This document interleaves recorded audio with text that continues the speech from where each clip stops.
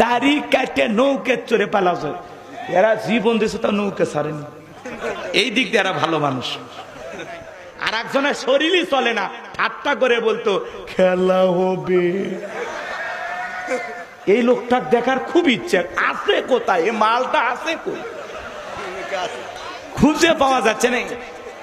অনেকের চেহারাটা মাঝে মাঝে দেখা গেছে ভাই, কিন্তু এই জিনিসটা আজকে আবার এক জায়গায় নিউজ করছে, মিশে ফেক নিউজ হতে পারে, ভারতে শেষ নিঃশ্বাস ত্যাগ করলেন ওবায়দুল কাদের সাহেব। কথা কয় নাকি, উনি নাকি ভারতে মারা গেছে। তো যাই হোক, বেঁচে আছে, বেঁচে আছে। উনি ওনার লাশ পরিষ্কার ভাবে না দেখা পর্যন্ত আমরা নিশ্চিত হব না। আর উনি মারা যাওয়ার আগে কিছু বলে যাবে না, তাছাড়া তো আমরা ওনাকে ভুলে যাব। হাই রে নেতা, স্মার্ট বাংলাদেশ কয়ে মঞ্চ ভেঙে ফেলে দিয়েছে। শরীরে শক্তি নাই কিন্তু মাঠ কাঁপাছে। কথা কা ভেলটায় ভেটা কথা বলতো, ঈদের পরে আন্দোলন হবে, ঈদ আসে ঈদ যায়, আন্দোলন হয় না।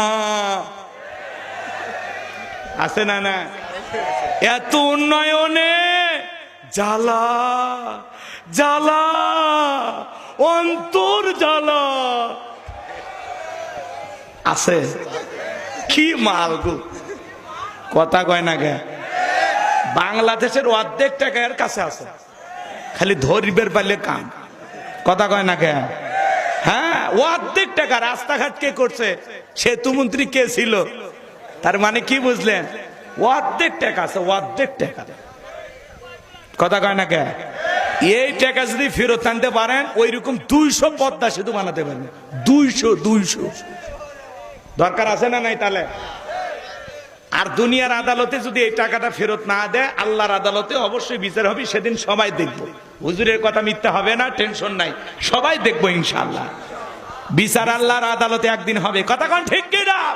নেতার কথায় রাতকে দিন করা যায়, নিরীহ মানুষকে ধরে ফাঁসির দড়িতে ঝুলানো যায়, আলেমদেরকে হত্যা করা যায়, ইমাম মুয়াজ্জিমের নামে মিথ্যা মামলা দেওয়া যায়, ক্রস ফায়ার দিয়া এদেশের সোনার মানুষদেরকে হত্যা করা যায়। কথা বলেন ঠিক কি না?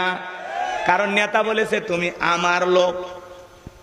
নেতার ছায়া যদি কারো মাথার উপরে থাকে আর কিছু লাগে, ও তখন মানুষ থাকে না, মানুষ খাওয়া পশু জানোয়ার হয়ে যায়। এটা কিন্তু বাংলাদেশের গল্প না, এটা ভারতের গল্প।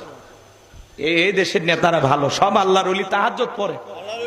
কথা কন না, এদেশের এদের বলা হবে না, সব আল্লাহর ওলি। শাহজালালের